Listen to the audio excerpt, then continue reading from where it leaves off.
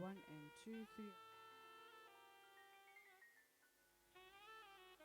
One, two.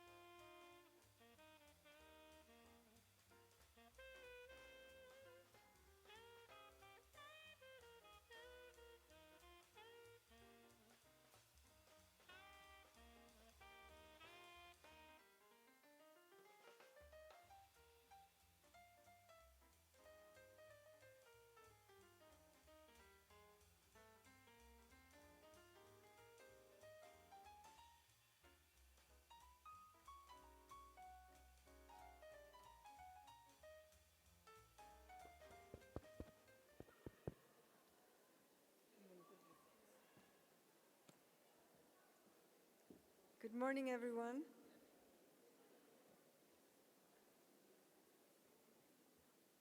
Very punctual. So welcome, everyone. Once again, it's my pleasure to welcome you all to the SVRI Forum 2019 and to thank you all for being here with us and making this such a great conference. We have a very exciting program planned for you over the next 4 days, filled with presentations on research and innovations to address violence against women and girls and against children. All of it based on the hard work, the grit, and the commitment of all of you here in the room and others who are not here, who are dedicated to this field. The program has been the creation of an incredible team, including the SVRI leadership, the staff, and the voluntary support of our fabulous abstract reviewers. And I really want to acknowledge you for the expertise and the effort that you contribute to reviewing, without which we would not be able to maintain the high standard and respect for the SVRI forum in the field. So I want to dazzle you with some statistics. We received 726 abstracts. 121 people volunteered to review, volunteered their time, their expertise, and not all of them are in this room, but we want to really acknowledge their contribution. Each abstract was independently reviewed by at least 2 reviewers, and as a result, 319 of those abstracts were selected for presentation at the SVRI Forum 2019. So we have 221 oral presentations, we have 98 4-minute presentations, and representing approximately 70 countries. As with previous forums, we have prioritized research and programming from low and middle income countries. 83% of the presentations are from low and middle income countries. We acknowledge and recognize that there is still ways to go in addressing the imbalance between North and South in this field and in all fields in general. And I encourage you to read a just released article in the BMJ on the global gaze versus the local gaze, and the global priorities versus the local priorities, and how do we work towards bringing a better balance. And we thank you all in that respect for the efforts in trying to ensure that as much as possible we have presenters and partners and researchers from low and middle income countries here. A few reflections on the abstracts. We definitely see an improvement in the quality of the abstracts that we receive. We saw more consortium-led research, reflecting more collaboration happening.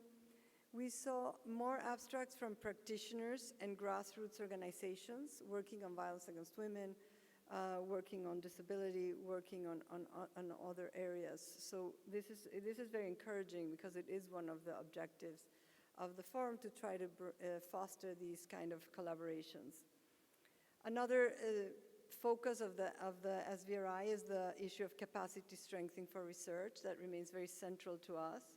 And yesterday was a hive of activity. We've had more than 400 people participating in a range of pre-conference workshops on topics that were identified by all of you. We received very useful and valuable suggestions on the pre-conference workshops last time.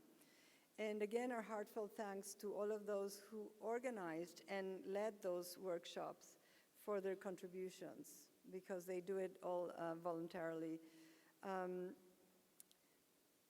The diversity of voices is fundamental to addressing violence against women, to moving the field forward, and also to the SVRI. And we worked very hard this year to raise funds for bursaries.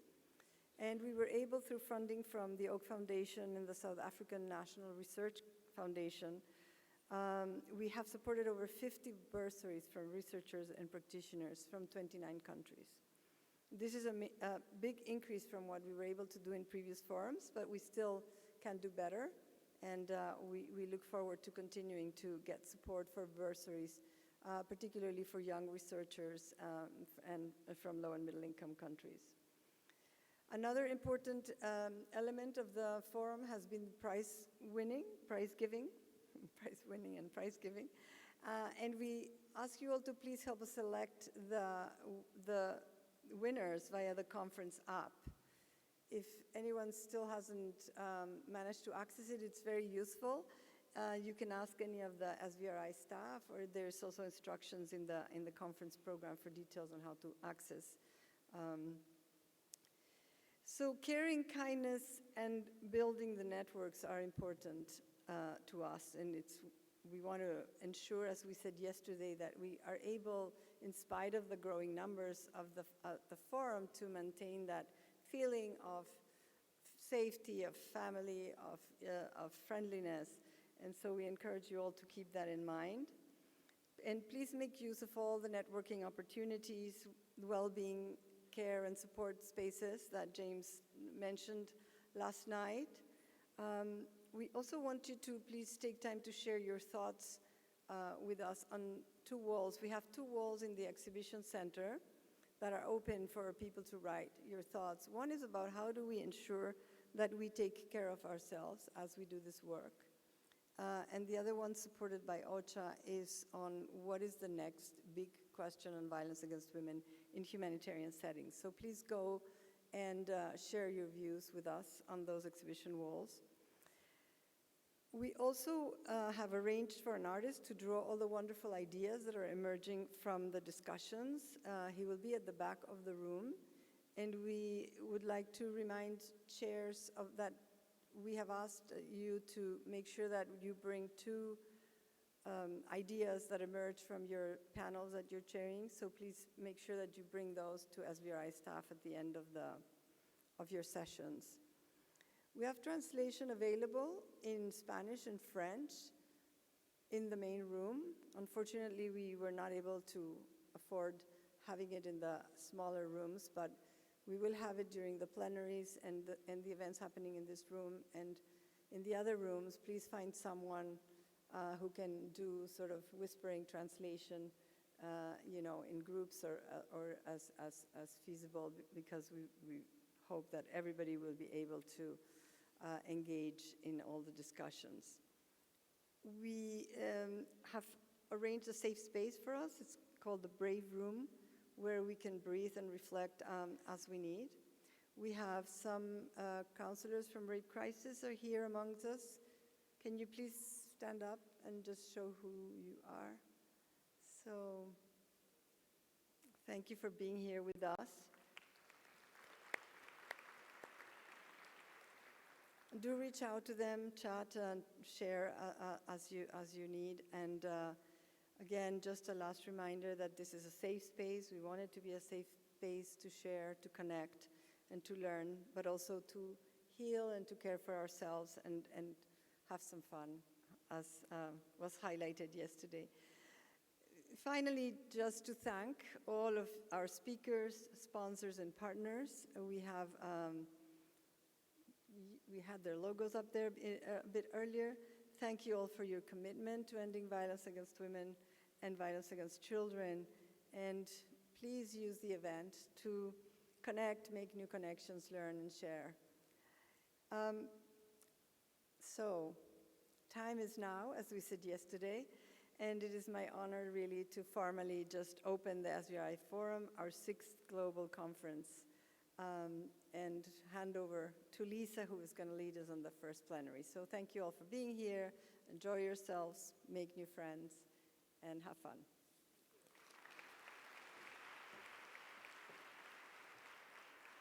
Good morning, everyone. Okay, we can do better than that. Good morning, everyone. That's much better. So I'm Lisa Witter. I'm going to tell you a little bit about myself, but before we do, I have a promise to make that in the next hour and 40 minutes, we're going to work hard, we're going to laugh, we may cry, we're going to have fun, we're going to dance, and we're going to breathe. So don't worry, I'll be your guide. I'll help you through it all. What you're going to need, though, for this session are your phones, because there's going to be moments of tweeting. How many of you tweeted yesterday? We were trending. Anyone take part in a Twitter chat? We had an End Violence Twitter chat. where we had the head of UN Women and activists from around the world talking about SVRI Forum. So before we go there, though, I thought it's so important, you used the word breathe as well, Claudia, that maybe we just take a moment, you're already sitting already, but we'll sit, and let's just open with some deep breaths together. Maybe close our eyes. And I'll just lead you through some breathing. Really relax your body. Take a deep breath in. Hold it for 4. And then out. Deep breath in. Hold it for 4. And out. Deep breath in again. Hold it for 4. And out. And one last deep one in. Hold it for 4. And out. You can open your eyes. How'd that feel? It's good, right? It's really nice. Okay, go ahead, flip to my slide deck. While they're doing that, can everyone wave at the live stream? We've got people, just pick up your hand and wave. We've got people from around the world. Hello, live stream. So, hello. So this is a picture of me when I was little. I used to purposely get lost at supermarkets to hear my own name over the loudspeaker. So there's no surprise that I am standing here today with you all. And one of the reasons why I started with this photo is not only to tell you a little bit about myself, but you'll see when I introduce the speakers, we use our childhood photos, because if you think about why we're here, it's the whole arc and history of who we are. It's that inner child all the way up to the very serious adults we are now. And we bring all of our history with us. So I want you to be really thinking about your whole self as we do that work. Now, that little girl was a massive competitive athlete. My nickname was Animal. I loved winning. I played volleyball, basketball. I have a fellow basketball person, softball and soccer. And I also spent every Sunday and Wednesday going to church with my grandma. And it was there that I really felt the commitment to be part of something bigger than myself. So if you love winning and you love people, what world does that put you in? Yes. You love winning and you love helping people. Politics, yeah? So you can flip to the next slide. I love politics. Politics is a beautiful thing. And so I've spent my career in politics and in governments. At a certain point in my career, I led the housing, human services, and civil rights work for my hometown, the city of Seattle. And I've since then worked in policy and politics all around the world, from prime ministers to grassroots candidates to heads of state to digital innovators. And it's from there that I'm here today, not only as my full self with my own experience, but also because I work with governments. So governments represent the largest workforce in the world. How many people are from government here in the room? There's a lot of you. Thank you for being public servants. You don't get thanked a lot, I'd imagine, but thank you for being public servants. You're the largest workforce in the world, and you spend 40 cents on every dollar. We will not end violence against women and girls unless we work with governments in some way to scale. And if you could keep my slides on, that would be so great. We're having a dance here with the wonderful tech people. Here we go. And we do things at Apolitical to support gender equality and support great leaders in gender equality. We do the Gender Equality Top 100 every year. If you haven't seen it, you should check it out. And we also provide a platform if you want to write about effective policies and programs. This is from a gentleman named Andy Morrison at the IADP. So I'm here because I deeply care about scaling what works to prevent violence against women and girls. And I'm here to guide us on this journey this morning. So before we start, we want to hear from you. So I'm going to ask you a series of questions. I'm going to cue you, and you're going to raise your hands at the right moment. Are you with me? Yes. I thought I was coming to South Africa. I hear you guys are a little rowdy. Where's the rowdy in the morning, huh? Seems really like church with my grandmother. Okay, so how do you feel about the state of the world? 10 is, it couldn't be better. So I'll say 10, 9, 8, 7, 6, 5, 4, 3, 2, 1, and you'll raise your hand. And 1 is, this is the worst it's ever been. So this is like a giant mood board. So how do you feel about the state of the world? 10. Raise your hand if you're a 10. No crazy people here, good. 9, 8, 7, 6, there's a few 7s, a few 6, 5, 4, 3, 2, 1. Yeah, there's some depressed people. If you're sitting next to them, maybe give them a little hug or a handshake or something. It's a mix. So most of us were 5 or below. There was a few 7s out there. Now let's go from the state of the world to the state of violence against women and girls or intimate partner violence. 10, things are better than they've ever been, and 1, things are worse than they've ever been. 10, 9, 8, 7, few 8s, 7, 6, 5, 4, 3, 2, and 1. Are they the same people? They're not. No, that's good. That doesn't mean it's a character issue. It's probably a thing here. Okay, so we're again at the 4s area. Okay, now all these things work together, right? The state of the world, the state of the issue, and then the state of the feminist movement, the F word that I love to say, feminist. So state of the feminist movement, 10, better than it's ever been before. 9, 8, 7, 6, 5, 4, 3, 2, 1. Any observations about that? This group is more positive about feminism than it was about GBV, or violence against women and girls, and the state of the world. Okay, a few more. How optimistic that we can make significant progress in reducing intimate partner violence in the next 5 years? Like significant in the next 1 to 5 years. 10, 9, ooh, a few 9s.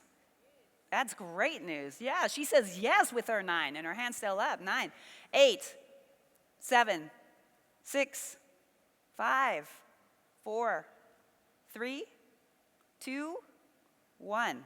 That was the most optimistic out of all those questions. We've got a movement happening here, yeah?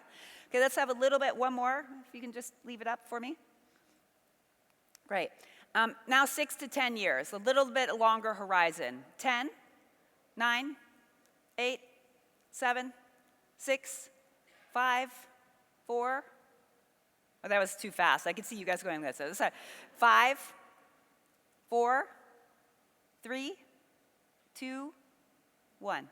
So the urgency is around the next 1 to 5 years. That's where I heard the yeses and the hands up. So what I want to do is take us to our panel.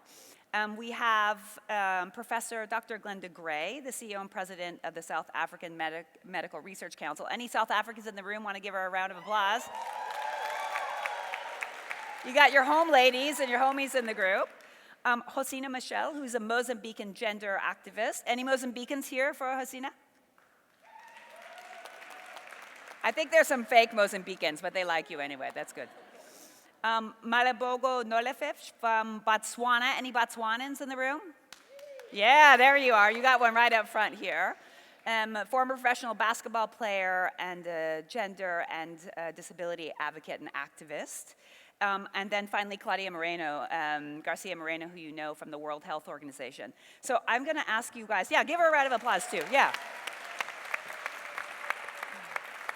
You have fangirls and boys here too. So I want to ask you the questions that I asked them, and then I'm going to go back and ask a question about the photos that you each sent me of yourself. I'm going to start with you, Malabogo. On the state of the world, what number did you give?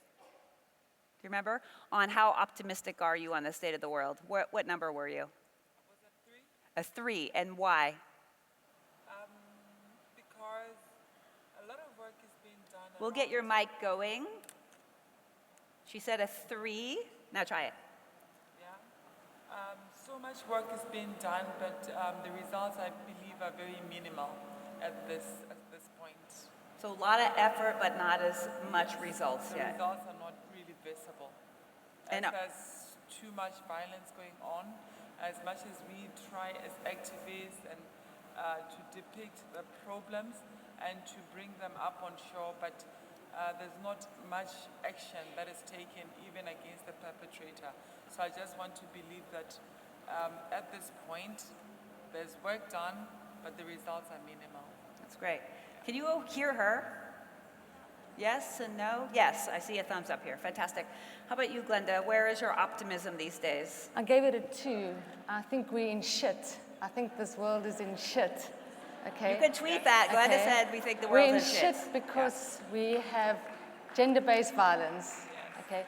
We devalue women. We're in shit because our climate is our planet is burning.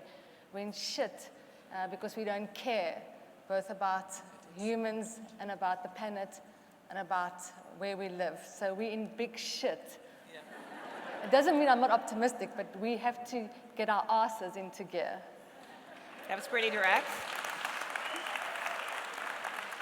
I think we may have Glenda thinks the world is shit trending pretty soon on Twitter. It's going to be a new meme. I can feel it. Josina, where are you on the state of the world and the state of violence against women and girls? State of the world, definitely 5, which is very ambiguous, right? It's neither here or there. But I feel that a 5 represents both the positive and the negative. We are at a point where things need to change right now. And if they don't change right now, being the climate, the issues around gender-based violence and so on, well, we're definitely regressing, and I don't think humanity will be around for long. But there's still a bit of optimism that we as human beings want to continue and continue to perpetuate life for ourselves, for our children, and the generations to come. And so because of that, I go a bit on the 5. On intimate violence, did you ask about that? Well, I'm definitely a 2. Being a survivor of gender-based violence, having lost my eyesight on one eye because of it, I still see a lot of pain. I still see undetected pain. There is still a lot of resistance to change. And survivors of violence still, I mean, women in general, feel that this is a very unsafe world for themselves, for their mothers, children, for women in general. And because of that, I think a 2. You're at a 2. So Yep. 3s and 2s here. Claudia, are you going to bring us up a little bit, or are you in the same boat? Yes. No, I have to be a lot more diplomatic than Brenda, given where I sit. You can't swear at the WHO. I take a 5 on the state of the world because I do think that there's huge challenges to democracy, a huge retrenchment on women's sexual and reproductive health and rights, which is a particular concern to us. But at the same time, I think that has also led to more organizing, more leadership, more feminist coming to the table in all types of areas. So I think that I share Rosina that, you're sort of a 5, the good and the bad, but tending towards the bad, unfortunately. I think on the violence, I'm a lot more optimistic. I see the pain, I see the magnitude of the problem still huge everywhere, but I also see a lot more commitment, resources, political will to address the issue. And if we just think back to where we were 10 years ago when we had the first forum, and where we are now in terms of just the number of people that are dedicating, their life to their professional lives and their activist lives to the issue, I think we see, I have a lot of hope and optimism that we'll do better. Great. That arc of telling the story of SVRI is quite important. Somebody told me yesterday that the first meeting had 60 people in the room. And there are, 750 delegates now? Yeah, Is that right? 770. And we had 770, a she little bit said. Yeah, bit- she's a little bit- researcher, so she would. A little bit more than 60. We had just under 200 in the first one, and then about 250, if I'm not mistaken, in the second one. But yeah, it was a small group. A lot of us knew each other. It was, still a lot of us know each other, which is nice. But I think there's a lot more people joining the field, and that's great. And I would say also more governments showing an interest. Between the interest and the action and the funding, et cetera, there's a gap. But I think we have made progress in the awareness of governments that this is something that needs to be tackled. That's great.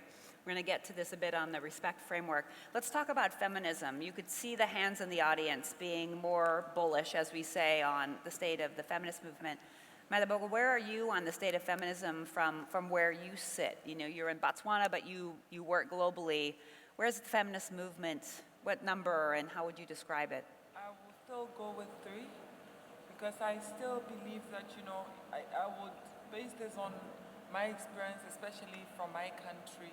There is not so much that is being done in terms of women coming out in numbers and showcasing that indeed there's a problem and they are committing to the movement.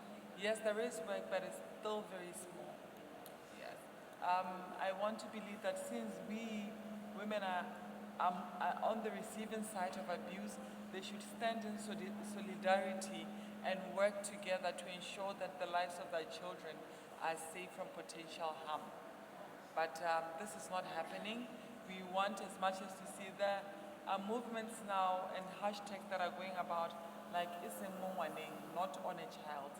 It's almost like a direct translation that it talks about so much that has been done on young kids now, the abuse that we see, young kids being raped as young as 9 years and being killed. So we want women as mothers to be up in arms, to show and reflect that indeed they support feminism and that they want to do something about the violence that is being perpetrated towards them. But as I say, the results are still minimal. What will it take in Botswana to get that number to a 10? What would it take to move that needle in Botswana? We need more female activists. We need more female leaders. As it is, the status quo is that we don't even have as many political women holding positions where they can advocate better for women in parliament or in other leadership programs. Like for instance, us women with disabilities, it's just a small number that cannot even be quantified of women who hold positions, who can speak for women with disabilities on issues of violence. And I know that just recently we were doing the Allied project where we wanted to train women with disabilities in leadership, but there were close to none. Yes, so I want to believe that if we had more women in those fields of work who could really articulate the problems precisely and be more, it could be more effective. Yeah. So you're recruiting basically right now? Yes. Yes, she's recruiting. Come find her. Yesterday during the global Twitter chat I asked a poll question, and Hosina, you were on with me. I don't know if you saw the results of what's the biggest lever we could have to really move the movement forward. And we asked, was it more activism, more women elected to office, or more government engagement? And more elected women to office came up as the #1 poll. And many of you may know that there's a lot of evidence when you have women in government, there's more action on climate and there's more action and sustained peace and security. Any women in here, politicians, elected politicians? Okay, that seems like a good goal for our next SVRI is to get them. Anyone interested in running for office? You're being invited. We're recruiting you. We got one here. Fantastic. A few more. So is the state, Glenda, of feminism shit? So I would give it a 2-3, languid and tepid. Languid and tepid. Okay, so we are tepid and we are languid, we are sleeping. So we've lost our voice. Where is that Imbokodo? Where is if you strike a woman, you strike a rock? Where is the groundswell that we saw when women were denied Nivarapine or AZT for preventing mother-to-child transmission, women rose up, even though they were HIV infected and they were stigmatized, they rose up and said, what we want to prevent HIV being transmitted. So we've lost our voice as women. We've become languid. We've become sedentary. We have not fully understood our true power and our ability to change the world. So the question is why? Are things not bad enough? I mean, I'm just simply provocative. I mean, do things have to get much worse before that's going to happen? Why aren't we more active? I think you have to harness the outrage. And so maybe we're not outraged enough about the amount of children being killed, and we're not outraged about the amount of women being bashed and beaten. And so when we become indignant and outraged by the way we are treated, you know, as half of the world, then maybe we will do something. Who's outraged? Hosina, how about you? You have a global perch, and you do a lot of work in your home country. It needs to be, as you also said, it needs to be cultivated. We need to continue angry. You know, a few weeks ago, here in South Africa, around, I think it was end of August, beginning of September, we had those horrific cases, you know, where every second day, we were hearing horrible, horrible stories of women being abused, children being abused, women disappearing. And there was a kind of an energy in the country that actually pushed, managed even to push government to be a bit more, to be more responsive, right? But after that, it's as if we've gone down again, and most likely waiting for a number of horrible cases.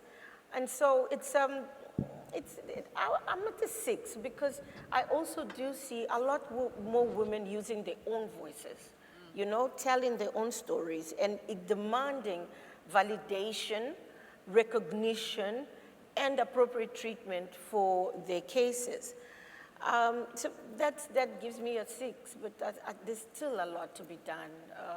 We have to start with the younger generations. Yes. We need to understand, you know, what impact for us in the middle, what we can continue from the older generation, and then what we do right now to change, and then young people as well. I'm going to ask you, Claudia, a little bit different question that's connected. So one of the things that happens with human beings is if things seem too serious or too hard or too painful, you can block it off. You create cognitive dissonance around it. And the stories that you hear, and we're going to hear your stories, can be so hard that you just, outrage is not where you go. You go to comfort or denial. And this is a common sort of thing. So I'm wondering, do you think, Claudia, one of the pieces of work that you are doing is to bring this respect framework forward, which outlines how and the programs and the strategies to actually prevent violence? Because do you believe that if we talked more about prevention being possible and point to programs that have actually changed people's lives in short periods of time, do you think we could both harness that outrage but just get more attention if we focus on what we can do about it? Do you think people are stuck in their outrage? You challenged me by asking me a different question, but I think that we need to talk about the fact that it is possible, and I think that you know the idea of having the framework is to be able to speak to policymakers, and you know, I think we need to convince them that it is doable, and that it is doable within a reasonable time period, that it's not that you have to wait for 3 generations down the line.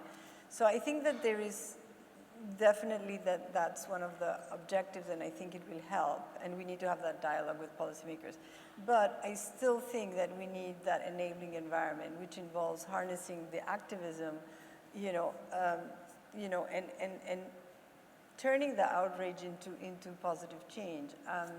I had also given it a 6, like Rosina, because I think that there's definitely huge progress, but the challenges are huge, and I think that one of the challenges that we have to grapple with is the institutions, institutions that we work with, be they health or legal or police or whatever. So the institutions that we're wanting to implement these programs are in and of themselves, the way they are constructed, the way they are managed and organized.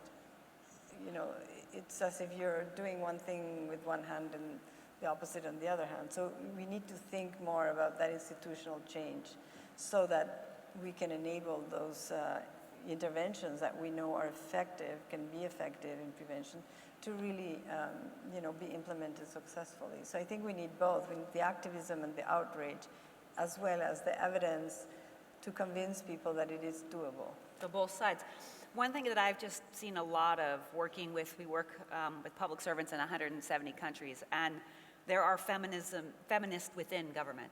Yeah. So there are committed, activist feminist women who are working within the constructs of their institutions, but we can't forget that there are feminists within systems. I mean, you're a feminist, there are a number of feminists here, so tapping those from the inside, I think, is quite important, and supporting them how we can.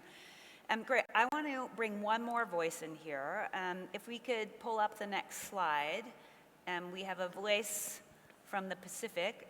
We'll go one more. Before that, Glenda, this is your photo with you and your family as a little girl. Do you remember at that age what you wanted to be when you were little? So that's a family, a picture of a family on Christmas Day, a poor family on Christmas Day. Mom wearing school shoes and me in front, and I think that picture depicts a warrior. I'm standing in the front, and I feel like I'm the warrior of the family, and it's a warrior because their family also depicts trauma, abuse, alcoholism, and it's about being a warrior and moving forward. So as a little girl, I always knew I wanted to be a doctor. I wanted to heal the world and protect people. So I think as that young girl, my innate belief from the time I was very small was I was going to be a doctor. And I think I realized those dreams and hopefully went beyond that and understood that to be a warrior as a doctor, you have to be a warrior in science. You have to be a warrior about evidence, and you have to be a warrior about articulating that so that things can change. Yeah, look at your stance of your legs there, like up front. How about you, Hosina? Can you tell us either about this photo or what you wanted to be at this age? I think at that age I wanted to be a number of things. I had wanted to be a soldier until I realized that I could go days without eating, be in the bush, and I could die. Then I thought, maybe not for me. Then I decided I wanted to be a doctor until I thought about more than 10 years at university, starting to specialize and so on. Then I said, no, not either. Then I decided to be a ballerina. I tried to pursue that for quite some time until life, the reality just showed. So I ended up being, a sociologist. So I wanted to be lots of things. And the best thing about that one is that, it just depicts a young girl who believes that anything can happen, anything good. You can be what you want to be. There is no limitation to what a young girl can be. She can even just sit at the beach and find some kind of living in it. There's been a journey after that, but that is it's my take of that one. The belief that all women, all young girls have, that the world is an oyster and we can do anything we want. So if we could put that photo back up, we have a picture of Claudia there playing the flute. Are you the Pied Piper of violence prevention here? What's the story here of you? And what did you want to be? That's just a school photo that I could find, but I wanted to run an orphanage. And, you know, I think I ended up doing medicine, and I think in some ways it has to do with what Glenda was saying, that there was an element of maybe, you know, rescuing the world, rescuing orphans and street children. That was kind of something that I think growing up in a country where poverty is very visible and where, you know, I can see children my own age begging for food or things, that was something that really marked me, and I felt, yeah, maybe a little bit of a rescuer syndrome, or, you know, healing probably myself and the world, and that's how I ended up in medicine, a lot with the idea that you needed to do something that would help others. But yeah, it's interesting to think back. Do you still play the flute? I am, no, unfortunately not. I'd like to go back. How about you, Melboga? This is a photo, if we could put it back up again. It's you and your uncle. Yeah. Yeah? On the beach or in the yard or something, right? Where were you? It's Botswana. You probably were on the beach, yeah. Botswana in the dusty streets, just in my home, because, you know, we used to play a lot with soil, and I was with my uncle, and you know that picture, I've always been a bubbly, small girl, and I really love to play a lot, and I've always been too much into sports. I played, I think, netball from a very young age, and I excelled in it, and then I eventually fell in love with basketball, and I played basketball to a point where I played for the national team throughout my life. I've done a high jump, long jump. I've really been active, and I think I'm just an athlete at heart. You're an and athlete now at heart. I do wheelchair basketball. Yeah, wheelchair basketball. I'm hoping to hear more about that. We have a great photo of her on the national team, I believe, on the Botswana national team. Before your injury. Yeah. Can we show the next slide of the next speaker we have coming in from Samoa? Maybe the slide will come up. The deck? Okay, we'll talk about it in a minute. So what I'd like you to do is just take a minute. I want you to turn around to the person behind you. Unless you're in the back row, don't turn around. That would be weird because there's no one behind you. And I want you just to quickly introduce yourself and think back of yourself at this age. How old, what did you want to be when you grew up? And if you were to put a picture up for everyone to see, what was that? We heard a lot about these people's stories and how they really are grounding stories for who you are. This one is a Ofa photo, and I don't know if you can tell, but do you see her mom perched in the corner there?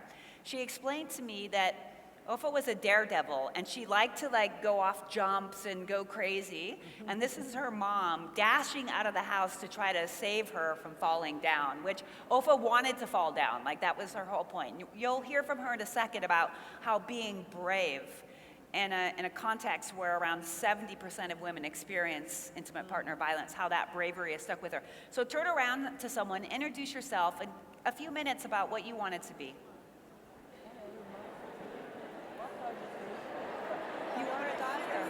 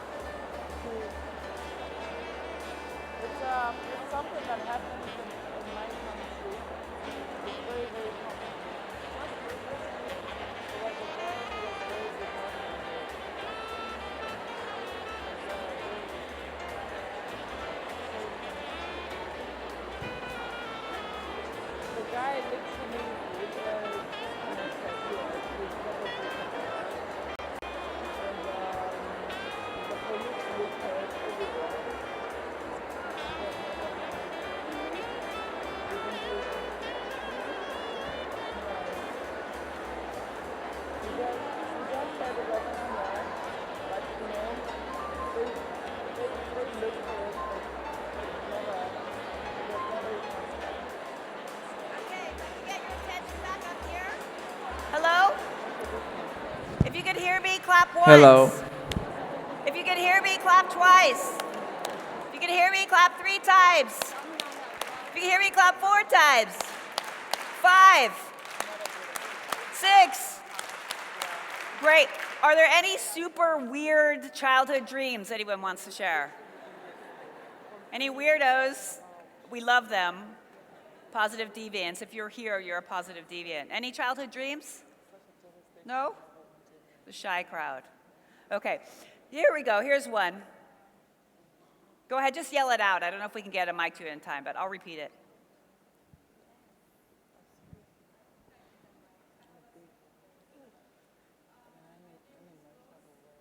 Can we get her a mic? I think her name is Rose. Here comes a very nice gentleman. He's jogging. He's getting his morning workout to be with you. Just a minute, Rose. He's like Oprah, right? He's coming down the aisle. Here we go. Thank you so much, sir. Thank you. My name is Rose, and I come from Uganda in East Africa. How many other Ugandans in the house? I know there are a bunch of you. Yeah. They're always rowdy, the Ugandans, Okay, I know. when I was growing up, my dream was to become a traffic officer. they That's weird. they Yeah. always looked so smart on the road. So I would always tell my dad, I want to look smart like they do. And, put up my arm, stop. And then the vehicles stop. But when I reached my secondary school, my dad wanted me to be a doctor and made me do sciences. But I have a phobia for blood. So I was admitted in one of our university for medical surgery. I went there for 1 day and I ran away. So I took myself to a college school where they do accounting. Because my dad was a finance manager. I said, no, I want to be an accountant. And that's what I am now. Okay. So let's give her a round of applause. If you see Rose, ask her to play traffic cop with you. Maybe it will bring back childhood memories. Just say stop, and we can all stop. That would be good. Go, it's good. So I want to take you to the South Pacific. Ofa, as many people know, couldn't get her visa in time. I believe that's why she's not here. But I wanted you to hear her voice and in her own language, how she's thinking about some of these issues of feminism and outrage and why the time is now. Malolele, greetings from Tonga. My name is Ofa Gurumbau Likiliki. I also share warm greetings from the Pacific from our women of Oceania. Nisam Bulavinaka, Talofa Lava, Kia Orana, Kasalelia, Maori, Hafadei, Whakalofa Lahi Atu, Hello, Tēnā koutou katoa. Professionally, but also passionately, I'm the co-founder and director of the Women and Children Crisis Centre in Tonga.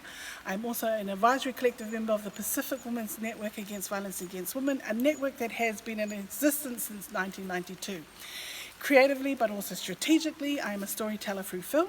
I write scripts of women's lived realities, resilience of our ability to multitask through multiple levels of violence and patriarchal obstacles and challenges. Why is the time now to unite and end violence against women? Did you know that while in 1 in 3 women, about 35% of women worldwide who have experienced physical and or sexual violence, that in the Pacific, this rate is significantly higher. Kiribati at 68%, Fiji and Solomons at 64%, Samoa and Vanuatu at 60%, and Marshall Islands at 51%. The problem is that there is a romanticized view of the Pacific in this far, far away in the corner of the world, that we are a paradise. So what could possibly be wrong in paradise?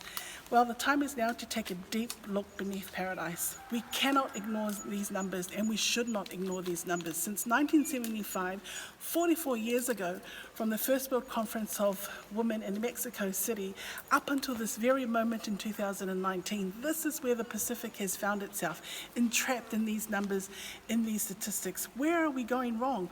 Why do almost half the women in the Pacific still believe that in certain incidences that violence against women is justified? The time is now to take a good look at that. What gives me hope? Women's movements across the globe and they are still on the front line, making sure that every single player in this area of work is accountable to the survivor and also accountable to global, regional and international commitments to end violence against women and to also achieve gender equality, be it donors, governments, multi-level agencies, service providers and community leaders. But we can't be complacent. There are many examples of women's movements collapsing, dividing, losing the fire in our belly, or worse off, not even in existence in many of the countries across the globe, including most countries in the Pacific. So we need to have hope in our young women, in all women who want to join our fight. We need to pass on the fire in our bellies, our knowledge and our light. We need to start having those intergenerational, courageous conversations. If there is one thing that I would like to leave with you all, it would be this. There needs to be it's a critical need. There is a critical need to be unified in our approach to end violence against women and girls. And it needs to be a principled approach. And it needs to be in every corner of the world. It's not about just having the more the merrier evil projects, programs, initiatives, funding. It's about ensuring that we are investing in proven human rights-based approach best practices that are survivor-centered and feminist, that speaks directly to the root cause of violence against women and the power imbalance between perpetrator and survivor. The mere fact that a man can deeply believe that his wife or his partner is inferior to him just because she is a woman, the time is now.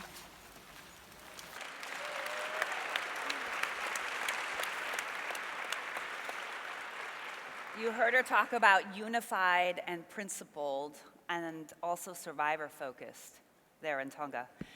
And with that, I want to introduce you to Hosina, who's going to tell us a bit of her story of being a survivor and put some fire in our bellies about what we need to do. So Hosina, from here or the podium? I think there, so I can. Hosina, Michelle, everyone.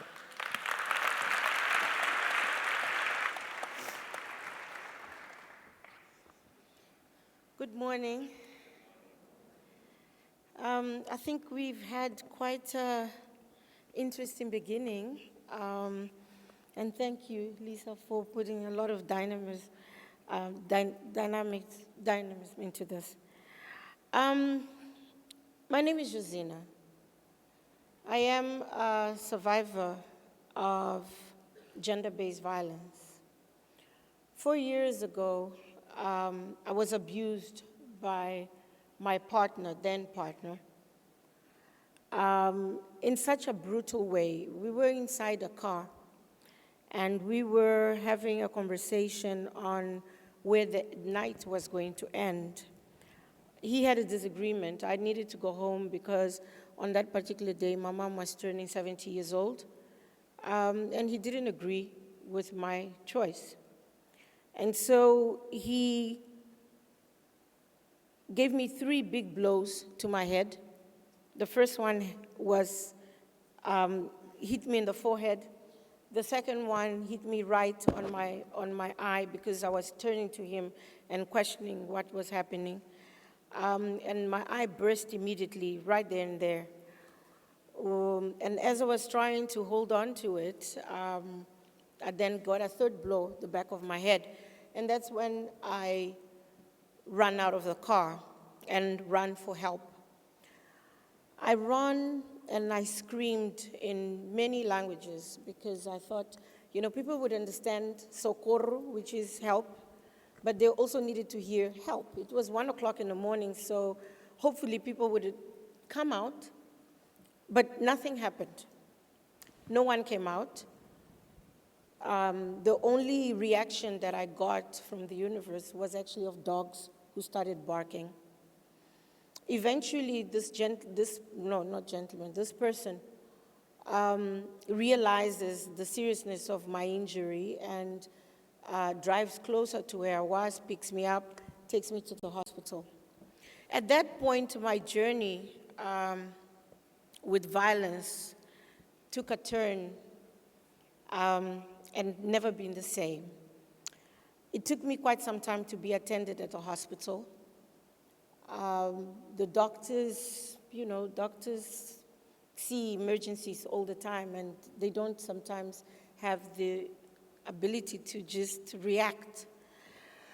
After that, I saw the police, and I kept on asking for help and asking for someone to call my family, because I realized that this injury was, or my instinct said this was something different. It wasn't just a tear. My instinct said, you know, I might just become blind. Fast forwarding a bit, I traveled then to one of the best clinics in Europe to have the treatment. By then, the doctors diagnosed that, you know, half of my eye had actually come out. And there was a blow to the head. The blow had been so brutal that it exploded the retina. And because of that, there is really nothing that science can do. And that happened actually on October 22nd. That's when I got the news, so it will be 4 years today. I come back to Mozambique and I decide to start a case. I had already started screaming on the day that I was abused, saying I had been beaten up, and the gentleman kept on saying I had fallen. Eventually, when I get back and I start pursuing this case, I discovered that all my documents had disappeared, both in the hospital, in the police. There was no evidence that I'd been in the hospital for hours. And so it required a process of up and down for quite some time to reconstruct the story. Eventually, even to sit with the head of the the director of the emergency ward, and having to tell the story, and he would say, well, no, I have nothing here. Do you mind if you can recount the steps and show me which doors you came through? And I looked at him and I said, but doctor, I was holding on to an eye. I could barely see from the other one because any movement was extremely painful. Anyway, eventually I had to start that process, and a nurse came and helped me out, clarified things. Then went through a long process of trying to take the issue to court. Documents continued disappearing. Eventually, 2 years after that, I had my case heard. Well, the sentence was what it was.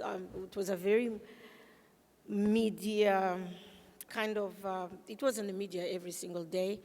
You know how it is when it comes to that. The woman ends up, although you're the victim, you end up being vilified and being portrayed as if you caused the violence, you wanted to benefit out of the violence even. So that's how my journey started. And the reason I'm sitting here is because since then I've been giving name and face to women who have been abused. For me, time is up because there is a war against women. Men are at war against women. It's the physical one, but it goes into then all the consequences, be in families, be in society, be in the state, and how these different agents actually then deal with women. The reality is that women wake up every single day and they are faced with rape, with violence, with death, with PTSD, which then, you know, it's exactly what happens to an army. Wakes up every day, soldiers die, some become survivors, some have deficiencies and disabilities like I do, and many other disabilities. And the ones that come back deal with shell shock for the rest of their lives. So I wanted to kind of bring that comparison and just say, time is up, because we cannot allow for this kind of war to continue, and we don't respond adequately. You know, time is up because the number of women dying every day is just intolerable.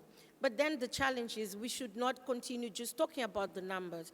We need to actually humanize those numbers. We need to start saying, Josine is a survivor, Lebohang is a survivor, Karabo is a victim, she passed on. But we need to start making sure, and perhaps that will create the outrage, when we have the numbers and the stories in our heads, and then that guides the kind of involvement and activities and action that is necessary. Time is up because of the cruelty in which these things happen. The time is up because of the silence that then is forced upon all of us to undergo. And you know, it just, it increases and it creates the obstacles for those that decide to actually talk and continue talking. Time is up because of the impunity that we all see in our societies. You know, it's men that murder, men that abuse, and they continue doing their life as if nothing happens. It's the impunity that our leadership actually allows in our communities to continue. It's the lack, actually, of sentences, adequate sentences that actually do, well, we don't know. Research perhaps we might be able to say whether higher sentences will actually deter this kind of behavior. But the truth is, in order for some men to stop doing this, they need to see that there are consequences to those who have done it. Now, we are at the brink, I believe that we are at the brink of one of the ultimate conquests as humankind.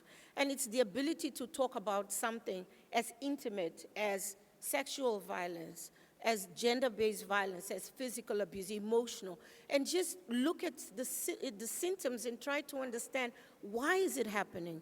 When we start, and it has happened, it's starting already, when we are able to sit with each other and be open about our experiences, when we're able to understand from our counterparts, from men, from custodians of culture, from all these who are influences in our communities, to understand why this is happening, we would have broken perhaps one of the last frontiers in terms of human development. Time is up because survivors of violence cannot continue to go through lack of services, or rather comprehensive services, that requires one to go time and time and time again seeking for help. It's in the police, you know, the response is not adequate. Be in medical field, it's not adequate. There are no shelters, there are no safe spaces for women actually to start the process of healing and regenerating. And of course, we need to just focus on research. We need to put a lot more effort into the research in order to understand human intimacy, in order to understand, as I had said, the meaning of violence. We need empirical evidence of what actually works in order for it to be replicated and to be expanded throughout the world. You know, it's just time for all of us to be outraged, to continue being activists, ensuring there's investment into grassroots in organizations, increased network so that knowledge is shared and experiences, and indeed knowledge is shared. We just have to say no more. Indeed, time is up. Thank you.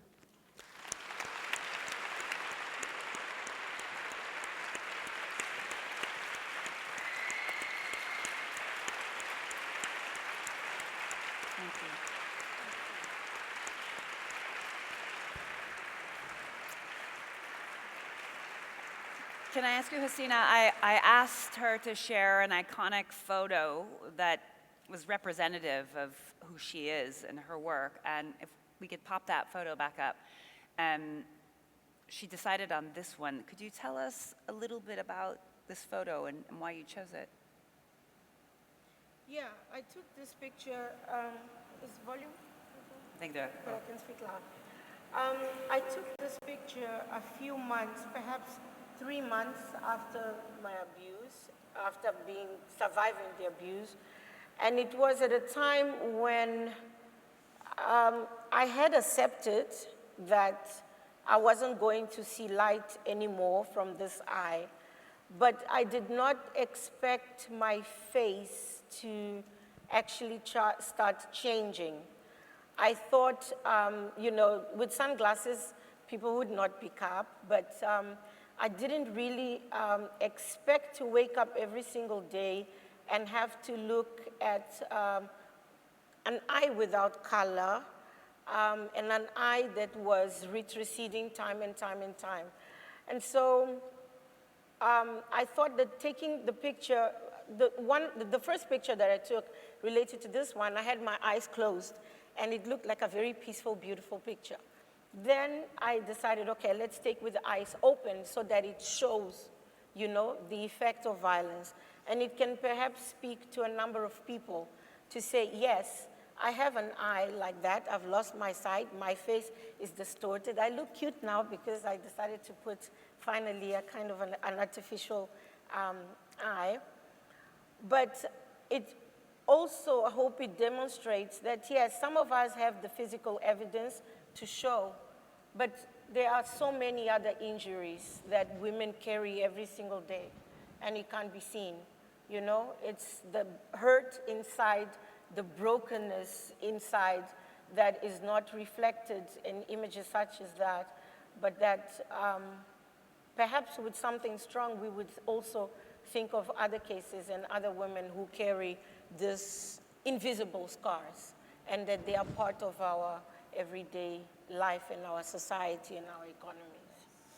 I thought you spoke so eloquently in general, but also this need for both data and stories and the power of stories. And Malaboga, I'm going to have you tell your story now, if that's okay. It seems to fit in really well about what's invisible and what's very visible about how your life changed. So I'll turn it over to you. Okay. Thank you so much.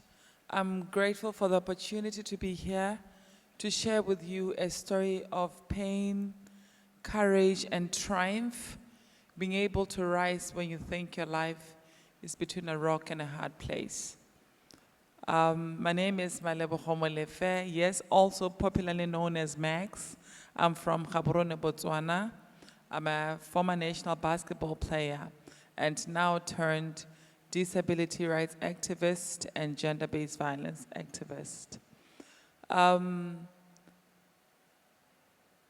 often say that there are many things in life that can challenge us in a major way, which is detrimental to both our health and safety, and I know introduction to us all here today.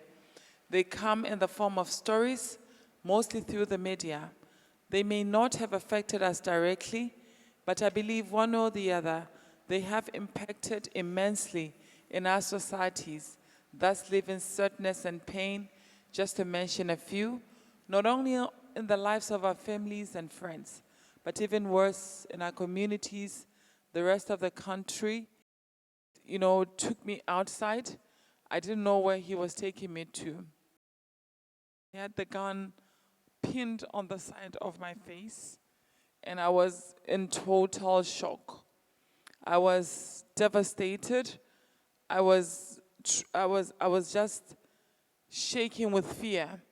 As he pulled the gate, we found that the authorities had already been there, the police and the soldiers. It was happening very fast, and I guess he lost track of what he intended to do with me. He pulled me back inside the yard and placed the gun on my head and pulled the trigger. Fortunately, the gun jammed and the bullet didn't come out.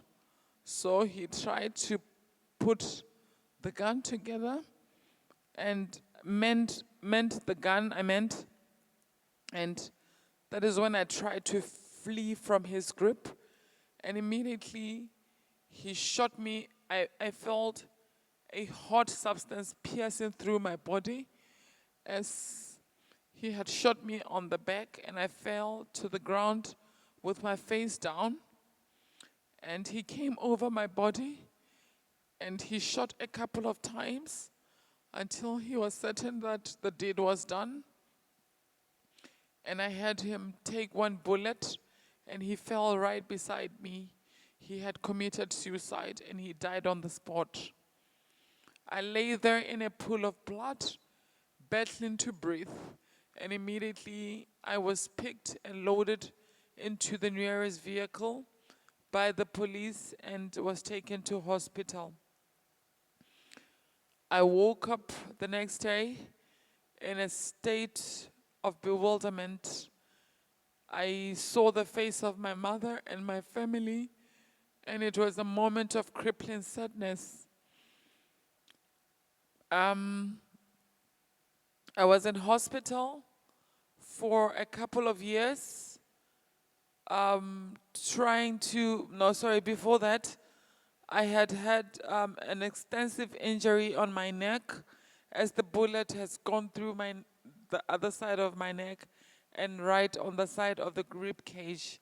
I had encountered broken ribs, external bleeding, and the doctors had immediately told my family that because of the extent of the injury, I would contract pneumonia, develop pressure sores, and eventually die. So because I was the only child, my mother did everything that she could to seek for second opinion, and I was transferred immediately to South Africa for intense medical opinion. I stayed in hospital, and that is when the most difficult journey started, as I tried in all ways. The doctors tried to recuperate whatever they could, and I was also faced with the trauma, the pain of also recovering that I may not be able to walk again, that the bullet had gone through my spine, and that it would not be easy for me to recover the use of my legs. Oftentimes after this happens, I went through the most painful emotional and psychological understanding of what may have transpired. I needed answers myself as to why my perpetrator did what he did to me, but he was no more, and there was no one who could explain that to me. I suffered public humiliation, as the victim is often blamed and suffers the brunt, and oftentimes they feel that you may have done something for something like that to have happened to you.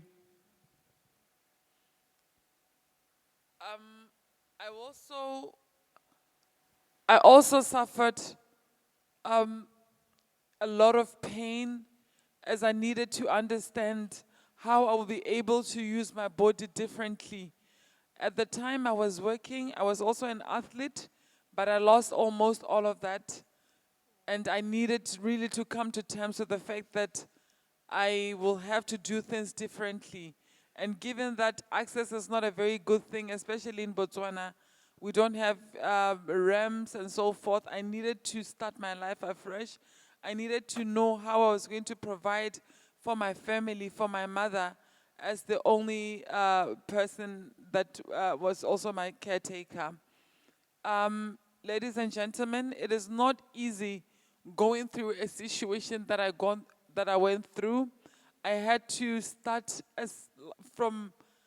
I needed to start like a person who was young, to also use the wheelchair and learn how to navigate my way in life.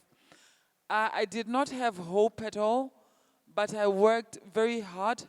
But as I was in hospital, I would hear stories of women also losing their lives, and I realized how lucky I was that I was able, despite the circumstances, able to live to tell my tale. So I started small. I went to radio stations. I went across the country talking to women. I went to schools to educate young girls and teachers about how to take care of young children, and to educate them on the implications of violence, because I felt that I never wanted anyone to walk the path that I walk. It was very difficult, traumatizing, and extensively painful. So I then journeyed into activism, and to a point where I was then chosen to speak in big forums and advise the judiciary, as well as lawmakers, police, and ministers on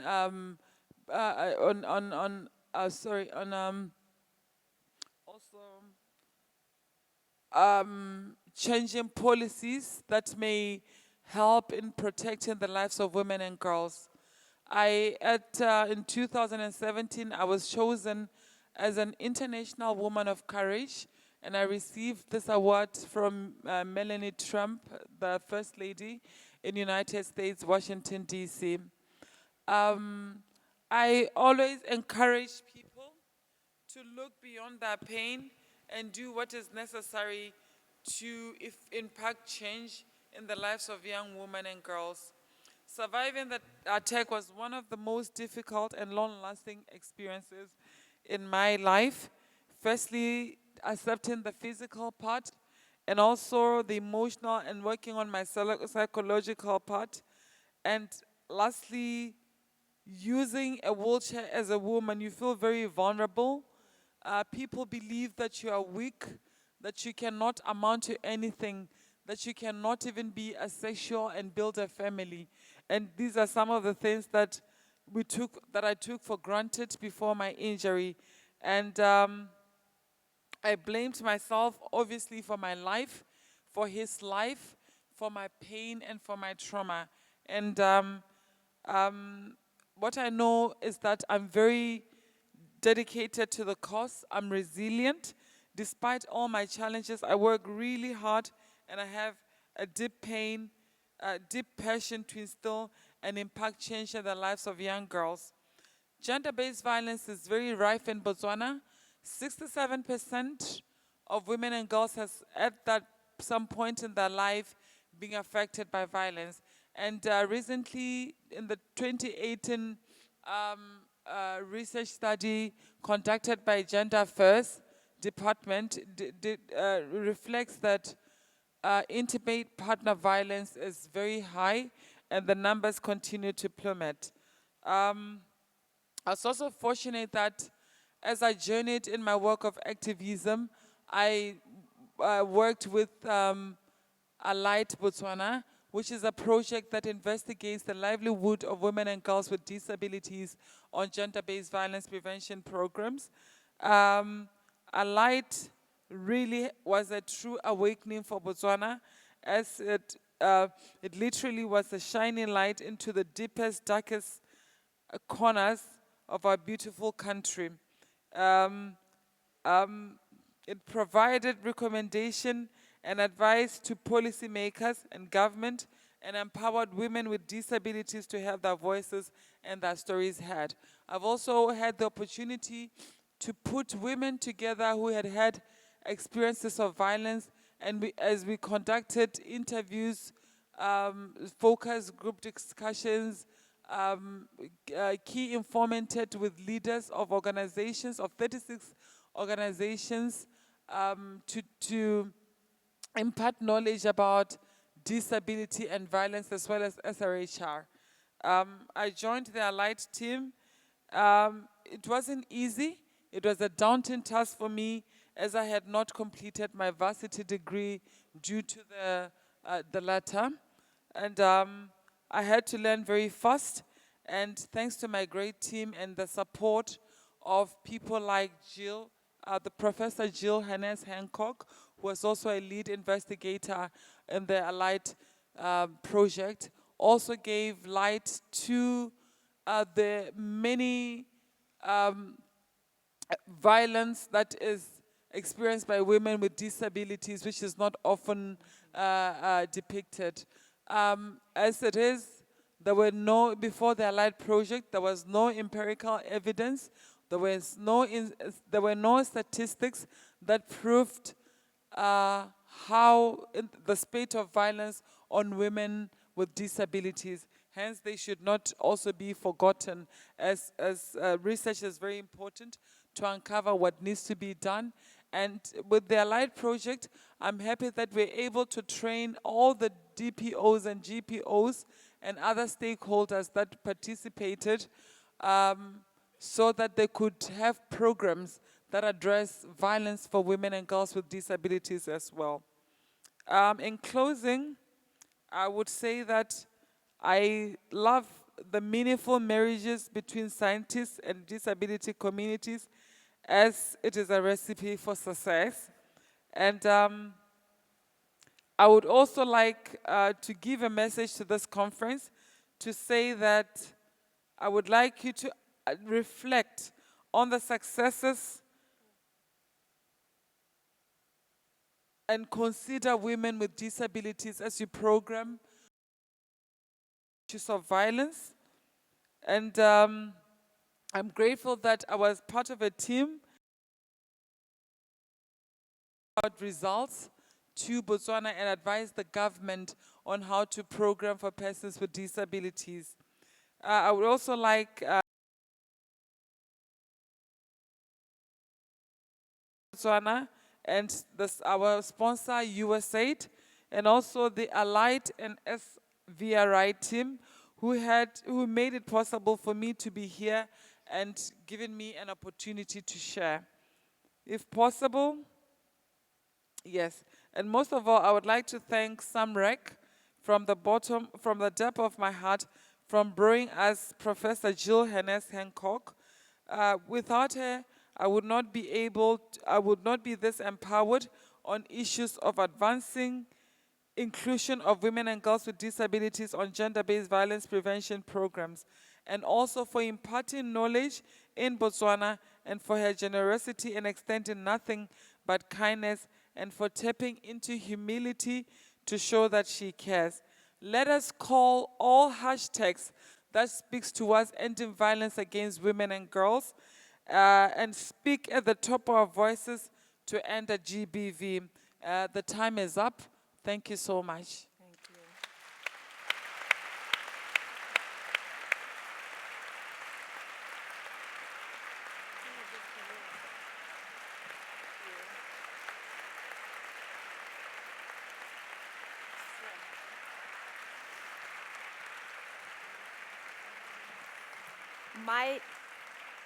Might I suggest we all just take a minute to soak these stories, and both of you spoke of you representing so many other people. Thank you.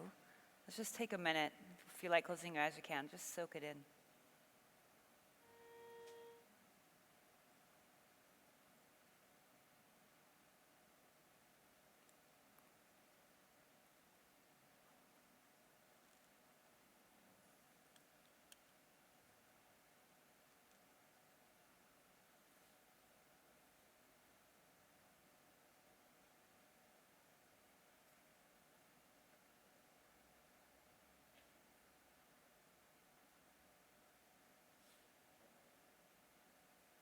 Okay.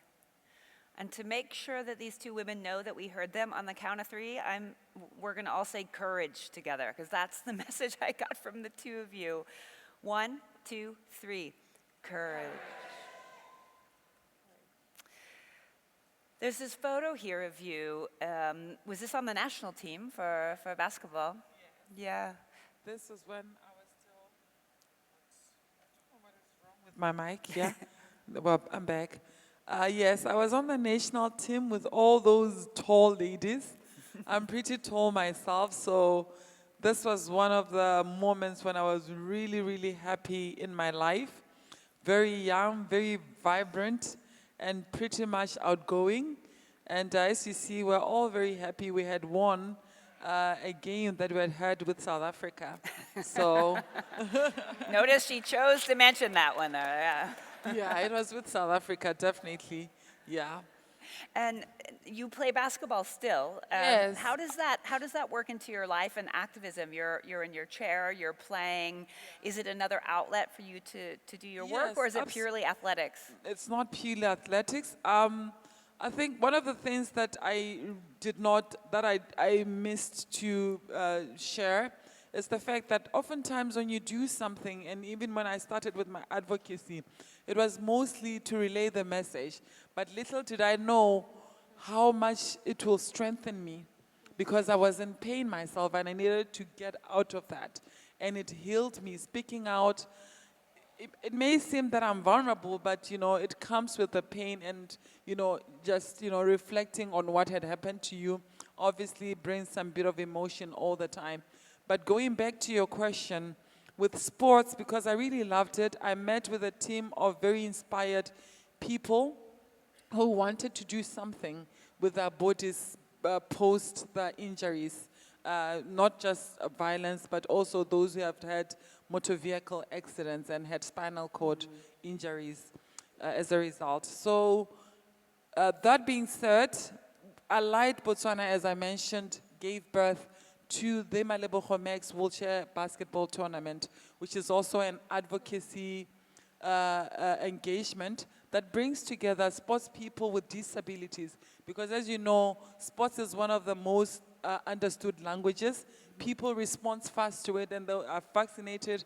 They want to come and watch the game. So we use that as an advantage to also have messagings on the day about GBV, where we have stakeholders in the gender-based violence fraternity to come and share whatever they have, and then we also educate persons with disabilities and engage them on issues of violence. So that, and this also aims at kickstarting the 16 days of activism against gender-based violence, and it happens around November, leading towards the 16 days. And it marries two agendas, the one for advocacy and the one for sports. Great, so we can watch you soon, So maybe it's on a the good internet. way to get people together and also convey messages on ending violence. That's great. Thank you very much. Thank you. And thank you for sharing your story, both of you, very much.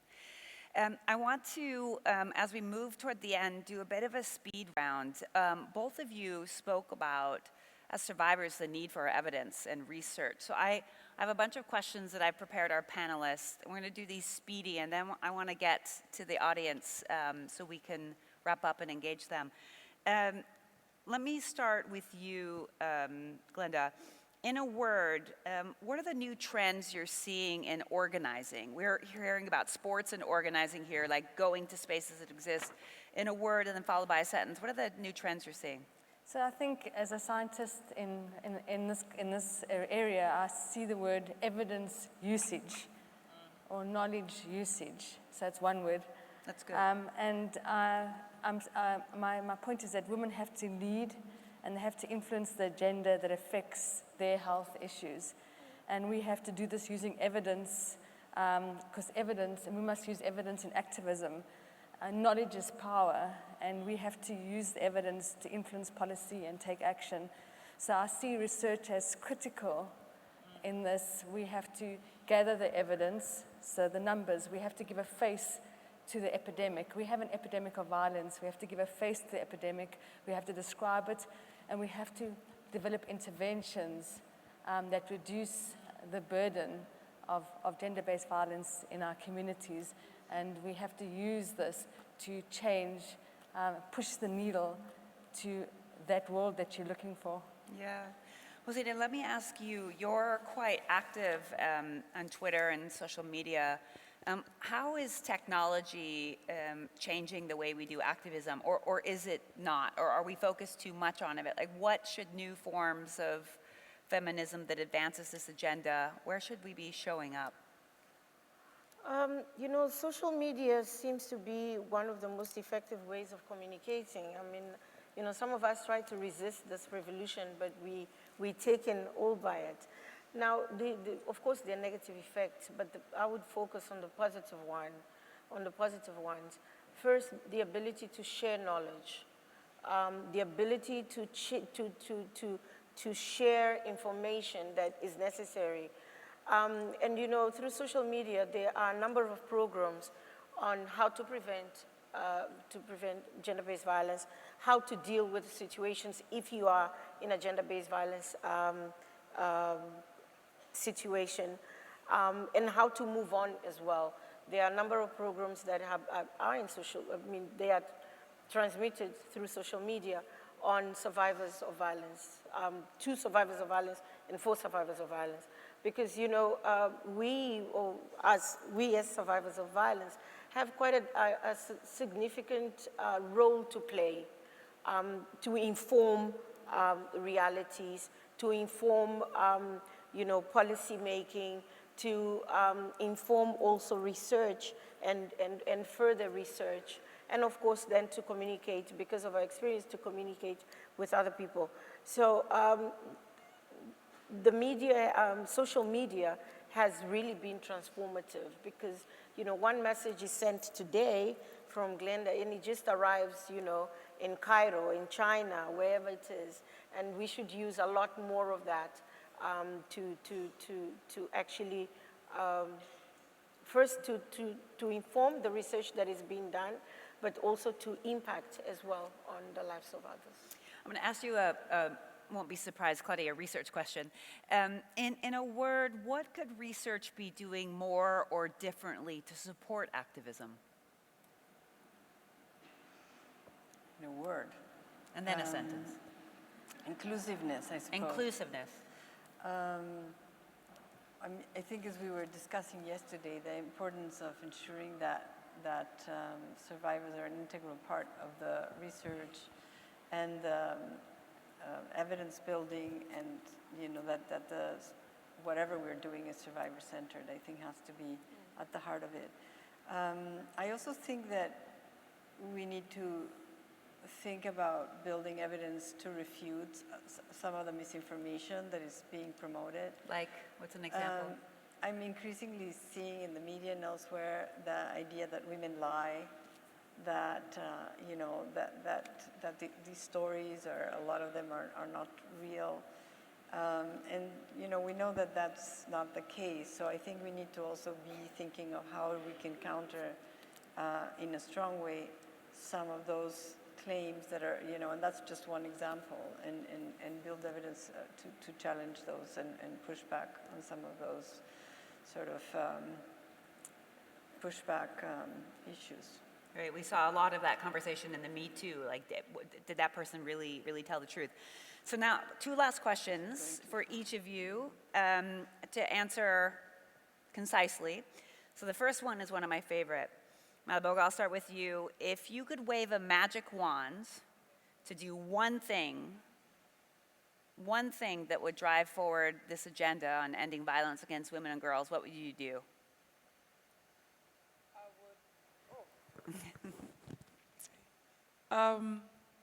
One of the things that I truly believe in is solidarity, to work together to holistically change the state of violence in the country. So if you could be all up in arms, and no one should be left behind in this movement. We should all commit from the depth of our hearts to say, we see what is going on, and if there was just an epiphany, a magical thing that happens, I want everyone really to take charge. It's just the first step, to take charge. And that's when we can say we're working towards something. Can we do that? Can we all raise our hands and say, on the count of 3, say, I commit? I don't see all your hands up. 1, 2, 3. I commit. You got it. At least this in the room, and then we're going to go out the rest of the way. How about you? How about you, Glenda? You get to wave a magic wand. More research? So my word would be womandla, which is woman power, which is understand your power. So my wish is that we would all know what womandla was, and that we had woman power. And with woman power, you can change the world. So that's my magic wand, the wish that we all understood the power that we had to change the world. That is already in us, yeah? It's already in us. How about you? You get a magic wand. What do you do, Josina? Definitely listen and believe survivors, believe the stories, and ensure that the stories then inspire our work, inspire action, and inspire the responses that are necessary. Claudia? I'm not sure that I believe in magic wands, but I would say the one word She's that a researcher, you know. to mind is perseverance, doggedness. I mean, I always think of a friend of mine who has since passed away, a strong feminist, who said to me, you have to be like a dog with a bone, you just don't let go. So I think we have to keep our eye on the prize, and we have to pick our battles and use our anger in as constructive a way as possible, but not let go, basically. It's,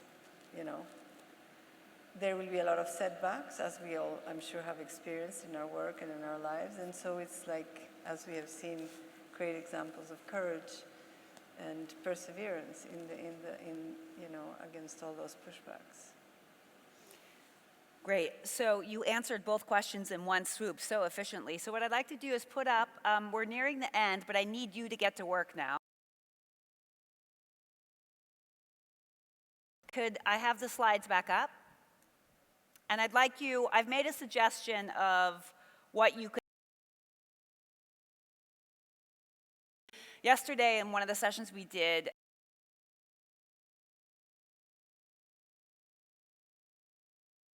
they're saying research shows that violence is preventable. Everyone commit to tweets. Take a picture of yourself or of two other people or yourself with your neighbor, and let's take a moment to tweet to see if we can trend this morning. You guys want to trend? Yeah, we want to trend. Not just because it's cool, but it's about hearing voices. It's about telling the stories of survivors. Let me see if I can work out that timer. It's okay. To take a picture, Because if you do timer, we can get all of us. I can do like a 5-second. You put it here, timer. Or we can do Should we do it all together? the three of us, put it all here. All of us. Yeah, put it there and I'll go behind you. Hey, Wait, we nice need to put it there. We'll put it here. Yeah. Really, yeah. Will be much better.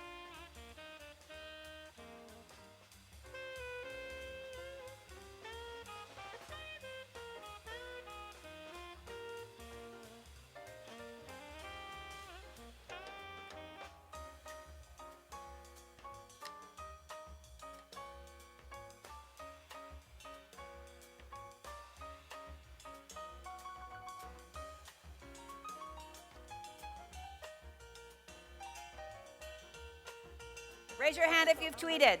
Give me your. Yeah, but I don't. You're doing it right now. A few more minutes. We're trending. We're trending. Congratulations, everyone. We're trending right now. There's a few more selfies happening. Okay, so while we're doing the selfies, my wish for everyone is this work is really serious, obviously, and so hard, but also hard can be pleasurable, working hard. So I want us to, at the end, have a little bit of fun. How many of you were at the session yesterday where we practiced a new respect move? I'm counting on you to be dance captains here. So what I'm gonna do is, if you're tweeting, keep tweeting, but I'm gonna show you a quick little video of a dance that we're all gonna get up and do, or from our seats if you want, to the song of Aretha Franklin. Anyone wanna guess what it is? Respect, right? Respect. So this is a colleague of mine, Nitika Agrawal, who choreographed this dance. It's very easy for SVRI today, for all of you. And forever, for the future of your life, you're gonna meet people in the hallway and you're gonna do this special dance. You know how men have secret handshakes? Well, we're gonna have the secret dance, right? We're gonna do it. So I'm gonna show you it, and then we're all gonna get up and we're gonna dance together. You gonna dance with me? Yes. Can working on violence be fun? Can we do this together? Yes, it has to, or else we'll all burn out. So here you go. Hello SVRI, I'm Nitika Agrawal, the COO of Apolitical, and I'm going to have you dancing together in no time. All you need to do is follow these 5 very simple steps, which I'm going to teach Only you 5 first without steps. the music.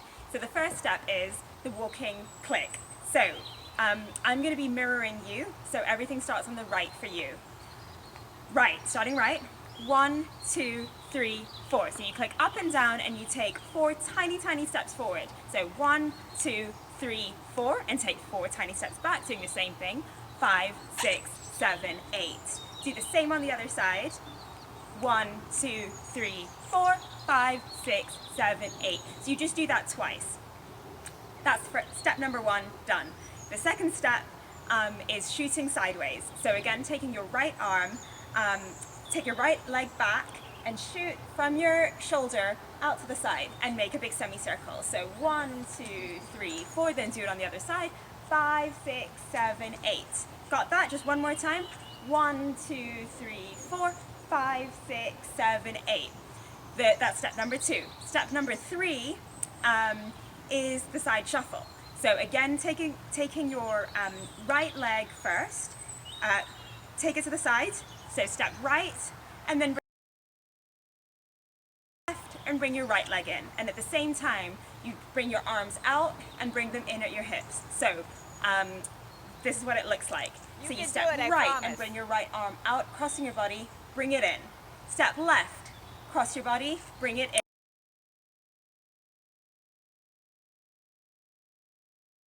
You got a guy in You the do that front row 4 who's got times, it and down then you already. I can also see you. do it up. So you go 1, 2, 3, 4, 5, 6, 7, 8. Do the exact same thing with your legs. Bring it in from the top next time. 1, 2, 3, 4, 5, 6, 7, 8. That's step number 3. Step number 4 is when she says It's gonna come so R-E-S-P-E-C-T, easy. Don't worry. then you go 1, 2, 3, 4. So take your right arm, cross it over your body, take your left arm, Wakanda cross it forever. over your body, and then put both arms down, being really strong. So R-E-S-P-E-C-T, and then take a look to the side. 1, 5, 6, 7, 8. And then you do that one more time, because she does it twice. 1, 2, 3, 4, 5, 6, 7, 8. That is actually all of the moves. The look to the side and back was the 5th move. So putting that all together with the music, I'm going to run through it once in the next video. Okay, everybody up. Remember, this is not a dance contest, it's SVRI. What I don't want you to do is be violent with each other. So when you put your arm out, do not hit. There's no bruises. We're going to do it twice, okay? If you love your neighbor, you will not record this. We are loving people here. Are you ready? Okay, let's bring a little Aretha along. Here we go, ladies. Now you're going to see how those moves are put to the music. So just look and follow along. You feel it?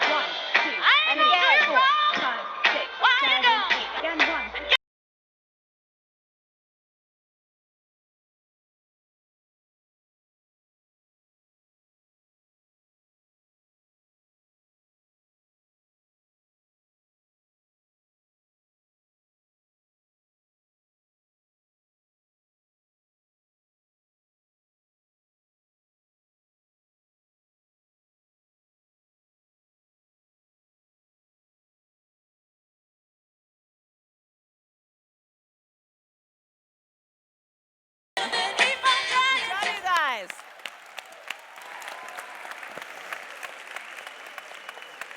Okay, we got to do that one more time. But this time you can record each other. Tag each other. Are you guys ready? We're going to have RESPECT trending around the world and our great dance moves. Okay, can someone make sure that they get a picture and tweet the whole audience? You should see you all when you're nearly hitting each other. It's extraordinary. Okay, here we go. We have to go where? Oops. I think you might have to restart it for me. Now you're going to see Here we how go. those moves are put to the music. So just look and follow along. Are you ready? Little shake. Oh yeah.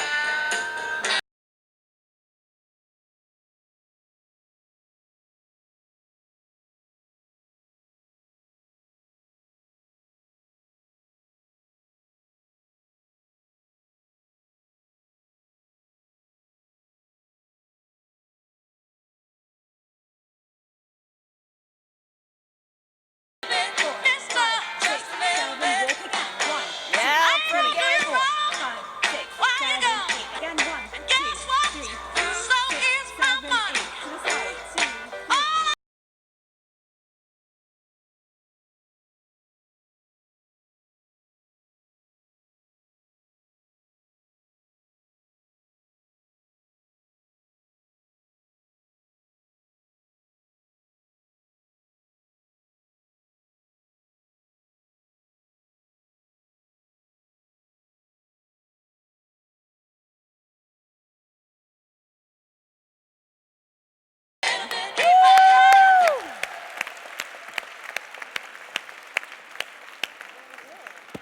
There's nothing better than ending a session on the word respect and women.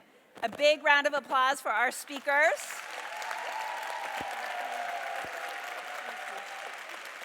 A big round of applause for all of you for all that you do. A big round of applause for people on the webcast that are watching from around the world. Thank you. And now, Glenda, we have a few gifts we want to give to the speakers.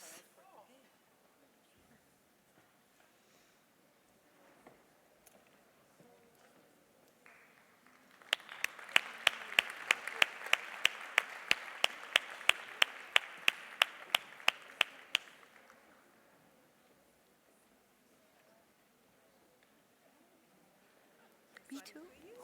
Can you hear me?